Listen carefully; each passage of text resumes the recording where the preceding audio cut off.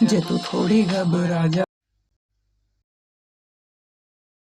अभी तक लेयर 2 के बारे में काफ़ी कुछ देखा है कि वो कैसे कनेक्टिविटी प्रोवाइड करता है सेम नेटवर्क में। बट अगर अब हमको नेटवर्क के बाहर कम्युनिकेशन करना है तो लेयर 3 को समझना पड़ेगा एंड लेयर 3 पे यूज़ होता है आईपी एड्रेस। तो सबसे पहले IPv4 का हेडर फॉर्मेट देखो, ये कुछ ऐसा दिखता है। काफ़ी सारी फील्ड्स है इसमें, बट अभी तुम सोर्स एंड डेस्टिनेशन एड्रेस पे फोकस करो जिनकी लेंथ 32 बिट्स है, यानी 4 बाइट, क्योंकि 1 byte is equals to 8 bits. अब एग्जाम्पल के लिए आईपी लेते हैं। इस फॉर्मेट को बोलते हैं डोटेड डेसिमल नोटेशन।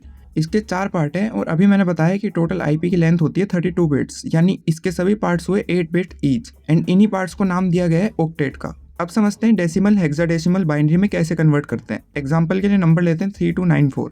स्टार्ट करते हैं डेसिमल से, जिसको बेस 10 भी बोलते हैं, मतलब एक एक डिजिट को फैक्टर ऑफ 10 से इंक्रीज करेंगे, यानी 1 unit of 4, then 9 unit of 10, then 2 unit of 100 and 3 unit of 1000। Similarly hexadecimal, जिसको बेस 16 बोलते हैं, मतलब अब एक एक डिजिट को फैक्टर ऑफ 16 से इंक्रीज करेंगे।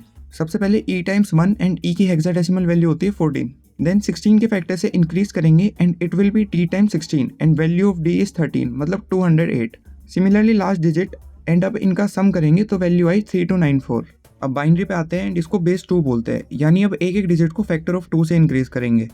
स्टार्ट करते दोबारा राइट साइड से, ये आएगा 0 time 1, then 0 time 2, then 0 time 4 and अब यहाँ पे आएगा 1 टाइम 64, देन 1 टाइम 128। अब इनका सम करेंगे तो बनेगा 192।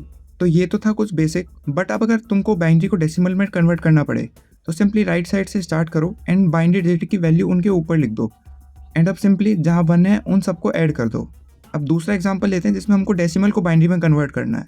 पहले तो बाइनरी की वैल्यू लिख लो एंड अब जो तुम्हारा नंबर है जिसको बाइनरी में कन्वर्ट करना है उसको बाइनरी वैल्यूज में से सब्ट्रैक्ट करो। स्टार्टिंग में 221 में से 128 सब्ट्रैक्ट करो। अगर सब्ट्रैक्शन पॉसिबल है तो वैल्यू लिख दो 1, नहीं तो 0। और अब जो सब्ट्रैक्शन के बाद वैल्यू बची है इसमें से 64 को सब्ट्रैक्ट करो। फिर से वही चेक करना है, अगर सब्ट्रैक्शन पॉसिबल है तो 1 लिख दो, नहीं तो 0 लिख के आगे बढ़ो। जैसे अब आगे 28 में से 32 सब्ट्रैक्ट करना पॉसिबल नहीं है तो सिंपली 0 लिख के आगे बढ़ो एंड ऐसे ही लास्ट तक प्रोसेस को रिपीट करना है। तो ऐसे ही एक और एग्जांपल देख सकते हो। इसमें स्टार्टिंग में 127 में से 128 सब्ट्रैक्शन पॉसिबल नहीं है तो 0 लिख दो एंड अब आगे बढ़ो। तो इस वीडियो में कन्वर्जन देखा। अगली वीडियो में नेटमास्क एंड आईपी एड्रेस को और डिटेल में देखेंगे और इतने मैं पेन टेस्टिंग की वीडियो बना के अपलोड करता हूँ। बाय।